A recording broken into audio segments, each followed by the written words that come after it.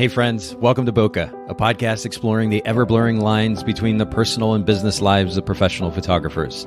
This is your host, Nathan Holritz, and I'm happy that you can join me today in connecting with photographers and entrepreneurs as we discuss photography, business, and, oh yeah, that sometimes messy thing that we call life.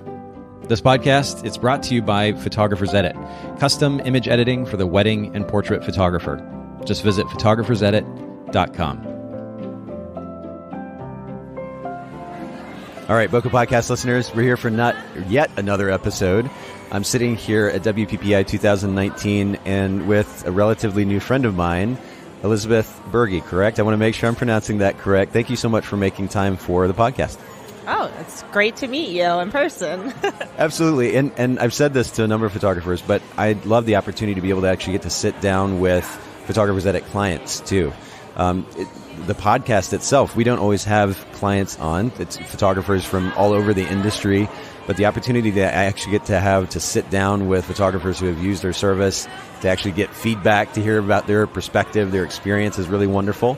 But then ultimately, we also get to have conversation about where you're at in business, the things that you're learning.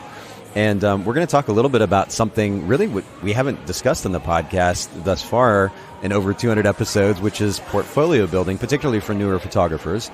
So we're going to get to that here in just a second. This is a little bit of a different format. I'm calling it a snapshot, so maybe just 10 or 15 minutes instead of the typical hour episode. But let's start first with just like a 30-second overview of your photography business. If somebody says, Elizabeth, tell me about your business, how would you sum it up?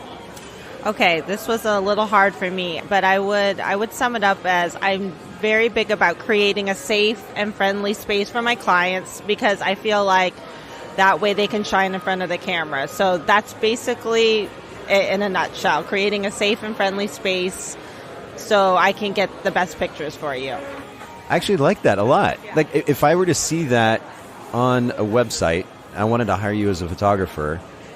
First of all, you have a wonderful, very genuine smile. And hopefully that comes through in the pictures too for your clients as they see a picture of you on your website. But then that statement of, or the goal, the mission to create a safe space, most people aren't used to being in front of the camera. So the idea that that is your purpose, when they come to you to create that safe space so they can feel comfortable, that's going to translate to more emotive images as a result. And I think that's a really big deal. Where does that come from? Did you have a bad experience in front of the camera at some point and you're like, I need to fix this?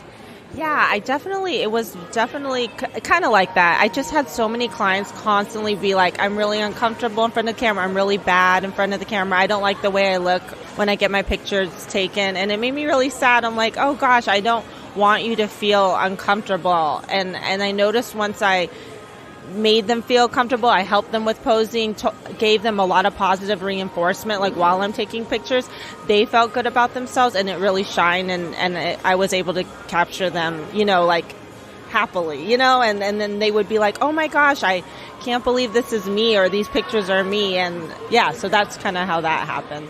Well, I really, truly love the focus. You hear or see, if you just visit 100 different photographers' websites, a lot of photographers, unfortunately, are saying the exact same kind of things. But the way that you just described that, your focus on your mission to create a safe space, stands out to me. It's not, I haven't quite heard it described that way, or a photographer that is focusing on that. So props to you for that. You stand out, and that's a big deal in these days with so many photographers in the industry. But from your experience as a photography business owner, and by the way, how many years have you been in business at this point? I think it will be coming on 4 years this year. Okay. Yeah. So 4 years, not extremely long. I'm sure that you have learned a variety of lessons so far. Sometimes it takes just kind of being in it and learning from experience to improve as a photographer, to improve as a photography business owner. What would you say is one of the biggest lessons that you've learned? Like if you had a chance to sit down for 15 seconds with somebody and you wanted to share the most important lesson that you've learned as a business owner so far, what would that be? It would definitely be being okay with rejection, like being okay with people saying no, because I think a lot of people get really upset if a client doesn't book them, and a lot of new photographers are like, oh, I really wanted this wedding, they didn't book me, and then they think that it's them, and I'm just like, that client just wasn't right for you, and just being okay with that, and you're good. It's your own business. There's going to be a lot of no's, and just being like, okay, that's fine, and move on, So that takes two things in my mind, if I'm just thinking quickly here. One is a little bit of security in yourself, right? I like the point that you make, which is this is not about you. It's not personal. Yeah. It just wasn't a fit for what they were looking for. But then the way that you also filter out clients that aren't a good fit for your brand is being very, very clear about what your brand stands for. And that helps filter. I mean, if you don't want to work with a client who's going to come in and there's going to be a disconnect of some kind, that translates again to the camera, right?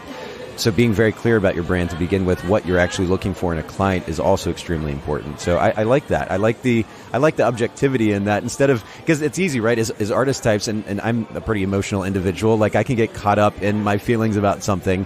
We can get caught up as artist types in our feelings about the way that somebody makes us feel about our work, or the service that we have to offer. But there's a certain level of objectivity to your perspective that I really like.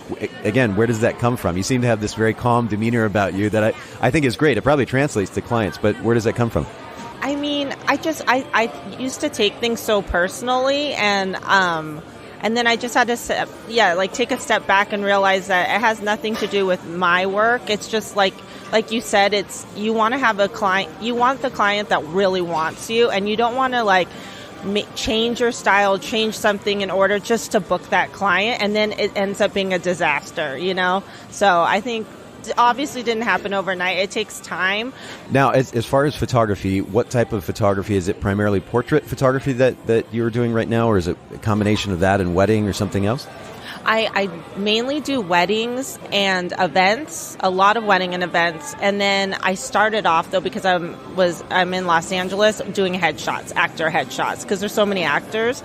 So that's how I started off. And I think that was good because you learn how to do it is like portraits, basically. And then that really helps you in weddings because you are doing a lot of bride and groom portraits, groom and groom, bride, type things. Okay, so with these various types of photography, gear obviously plays a role. What is a favorite piece of camera gear in your camera bag, like a go-to that you would pick up right away?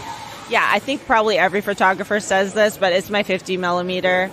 I love it. It's exactly what your eye sees, So that's definitely my go-to lens. I always have to have that. Now, you talked about headshots and that kind of being an inroads into your photography business. I'm sure you pretty quickly developed a portfolio from that. But when we were briefly chatting before meeting today about what we might talk about here for the podcast, you mentioned this idea of portfolio building, particularly for new photographers. And I mean, there are wonderful opportunities these days, whether it's styled shoots or going to workshops and conferences to begin to build a portfolio. There might be an opportunity to photograph a friend or family member. I mean, the list can potentially go on, but I'd love to get your perspective, especially only being in business thus far for about 4 years. What are different ways that you would suggest new photographers begin to develop a portfolio? Not just it'd be easy to shoot a variety of random images, but how do they develop a portfolio more specifically for the type of business that they're trying to create?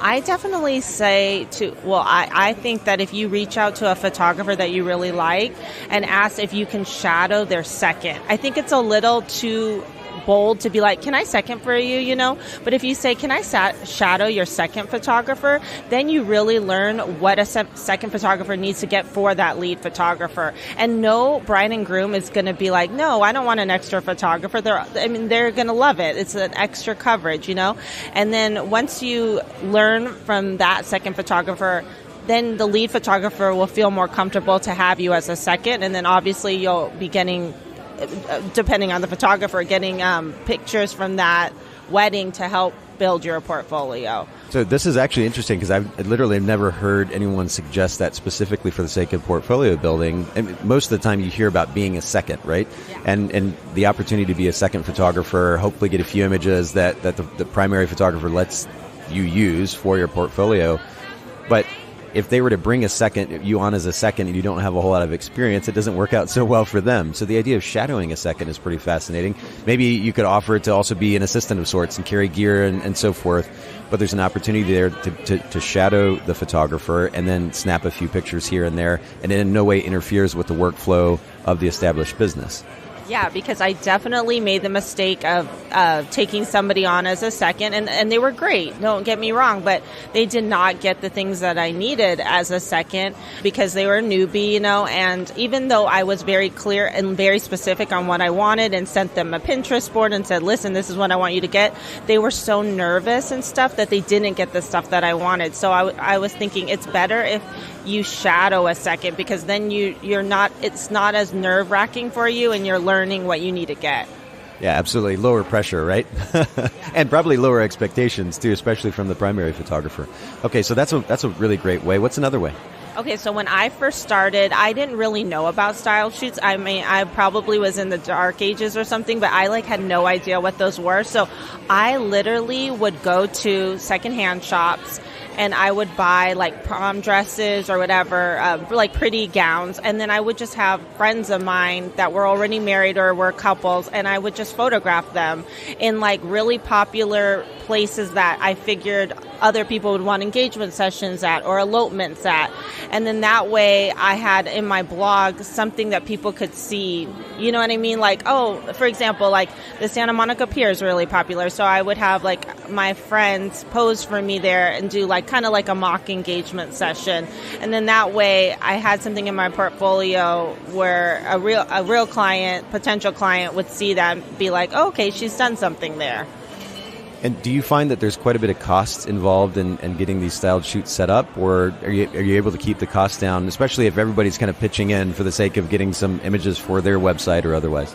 Yeah, I mean, I'm so thrifty, so I would find dresses for $20 and under, because if you go to a thrift store, you can find some pretty gowns for cheap, and they don't even have to look that great in person because you can't tell in photographs sometimes. Sometimes the gowns would look, you'd be like, oh my gosh, that is not okay, that's got a rip in it, but you can't tell in pictures. You just would cover it with a hand or something.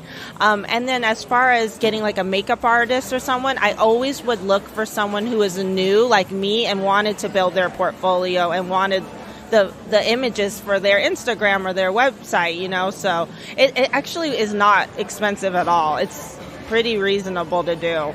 And you don't live in a very cheap market either, so that's interesting to hear that perspective. I also love the focus on kind of a value add proposition, right? So if you go to a makeup artist or a hairstylist or any other person that might be involved in a style shoot, of course, the natural value that you can add to them or to their business is a set of images from the shoot.